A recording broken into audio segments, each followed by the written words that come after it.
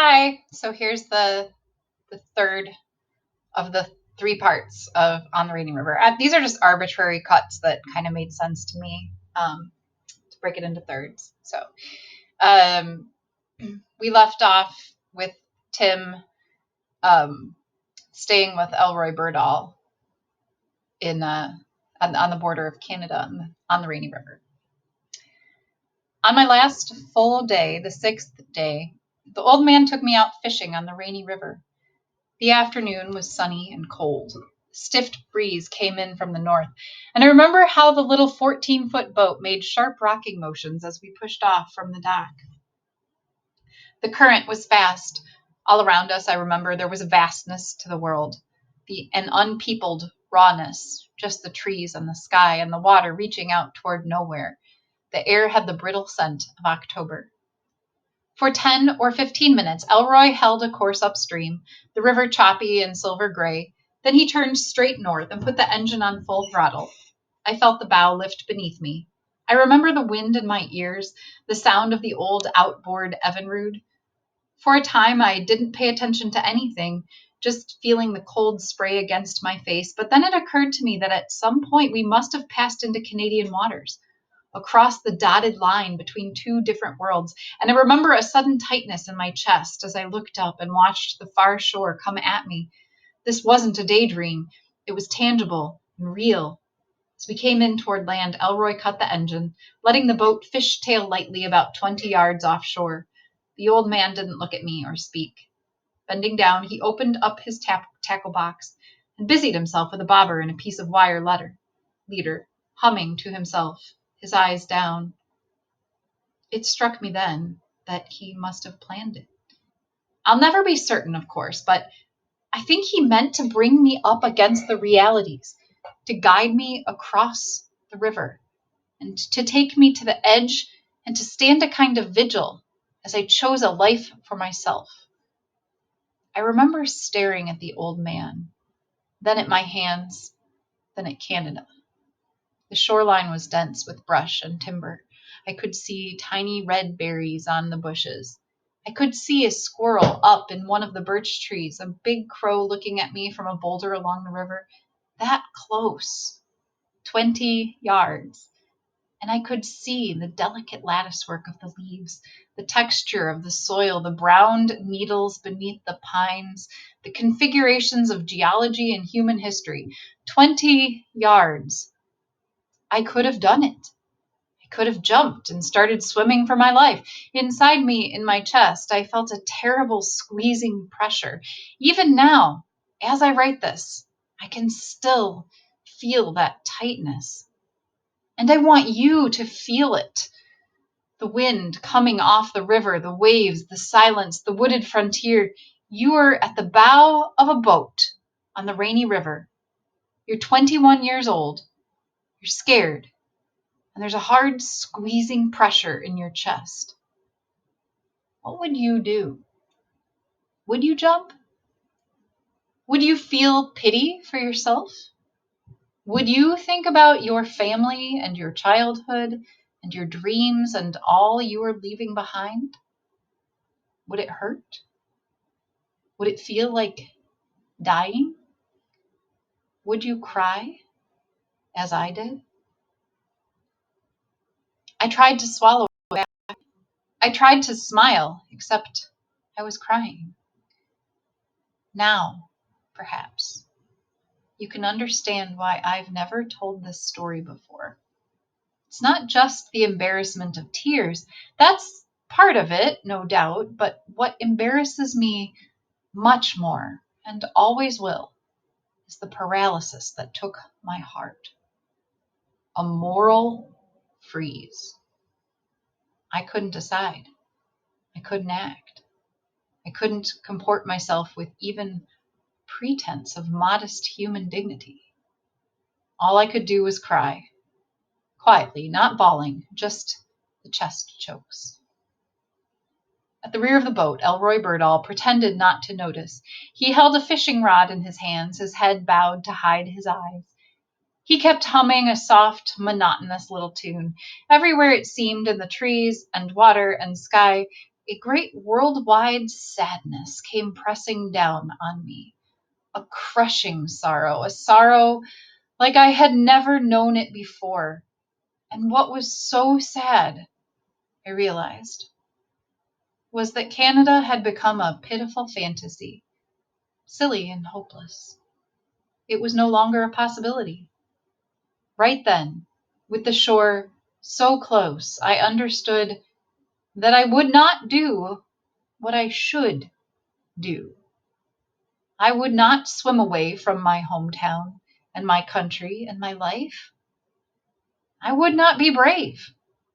That old image of myself as a hero, as a man of conscience and courage, all that was just a threadbare pipe dream.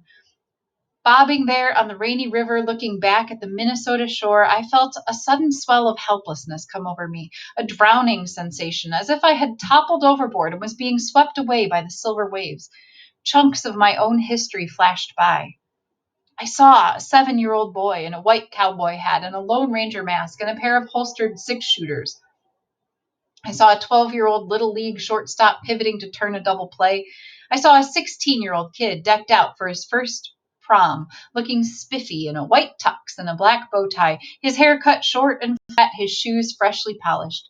My whole life seemed to spill out into the river, swirling away from me, everything I had ever been or ever wanted to be. I couldn't get my breath. I couldn't stay afloat. I couldn't tell which way to swim. A hallucination, I suppose, but it was as real as anything I would ever feel. I saw my parents coming calling to me from the far shoreline. I saw my brother and sister, all the townsfolk, the mayor, the entire Chamber of Commerce, and all my old teachers and girlfriends and high school buddies. Like some weird sporting event. Everybody screaming from the sidelines, rooting me on, a loud stadium roar. Hot dogs and popcorn, stadium smells, stadium heat. A squad of cheerleaders did cartwheels along the banks of the rainy river. They had megaphones and pom-poms and smooth brown thighs. The crowd swayed left and right. A marching band played fight songs. All my aunts and uncles were there, and Abraham Lincoln and St. George and a 9-year-old girl named Linda who had died of a brain tumor back in 5th grade, and several members of the United States Senate and a blind poet scribbling notes, and LBJ and Huck Finn and Abby Hoffman and all the dead soldiers back from the grave and the many thousands who were later to die. Villagers with terrible burns, little kids without arms or legs, yes, and the Joint Chiefs of Staff were there, and a couple of popes, and a first lieutenant named Jimmy Cross, and the last surviving veteran of the American Civil War, and Jane Fonda dressed up as Barbarella, and an old man sprawled beside a pig pen, and my grandfather, and Gary Cooper, and a kind-faced woman carrying an umbrella and a copy of Plato's Republic, and a million ferocious citizens waving flags of all shapes and colors, people in hard hats, people in headbands. They were all whooping and chanting and urging me toward one shore or the other. I saw faces from my distant past and my distant future. My wife was there. My unborn daughter waved at me, and my 2 sons hopped up and down, and a drill sergeant named Blyton sneered and shot up a finger and shook his head. There was a choir in bright purple robes. There was a cabbie from the Bronx. There was a slim young man I would one day kill with a hand grenade along a red clay trail outside the village of my key. The little aluminum boat rocked softly beneath me. There was the wind and the sky. I tried to will myself overboard. I gripped the edge of the boat and leaned forward and thought, now. I did try. It just wasn't possible. All those eyes on me, the town, the whole universe, and I couldn't risk the embarrassment. It was as if there were an audience to my life, that swirl of faces along the river, and in my head I could hear people screaming at me. Traitor, they yelled. Turncoat, pussy. I felt myself blush. I couldn't tolerate it. I couldn't endure the mockery or the disgrace or the patriotic ridicule. Even in my imagination, the shore just 20 yards away, I couldn't make myself be brave. It had nothing to do with morality. Embarrassment. That's all it was. And right then, I submitted. I would go to the war. I would kill and maybe die because I was embarrassed not to. That was the sad thing. And so I sat in the bow of the boat and cried. It was loud now. Loud, hard crying. Elroy Birdall remained quiet. He kept fishing. He worked his line with the tips of his fingers, patiently squinting out at his red and white bobber on the Rainy River. His eyes were flat and impassive. He didn't speak. He was simply there, like the river in the late summer sun. And yet by his presence, his mute watchfulness, he made it real. He was the true audience. He was a witness, like God, or like the gods, who look on in absolute silence as we live our lives, as we make our choices, or fail to make them. "I ain't biting," he said. Then after a time the old man pulled in his line and turned the boat back toward Minnesota. I don't remember saying goodbye. That last night we had dinner together, and I went to bed early, and in the morning Elroy fixed breakfast for me. When I told him I'd be leaving, the old man nodded as if he already knew. He looked down at the table and smiled. At some point later in the morning, it's possible that we shook hands. I just don't remember. But I do know that by the time I'd finished packing, the old man had disappeared. Around noon, when I took my suitcase out to the car, I noticed that his old black pickup truck was no longer parked in front of the house. I went inside and waited for a while, but I felt a bone certainty that he wouldn't be back. In a way, I thought it was appropriate. I washed up the breakfast dishes, left his $200 on the kitchen counter, got into the car, and drove south toward home. The day was cloudy.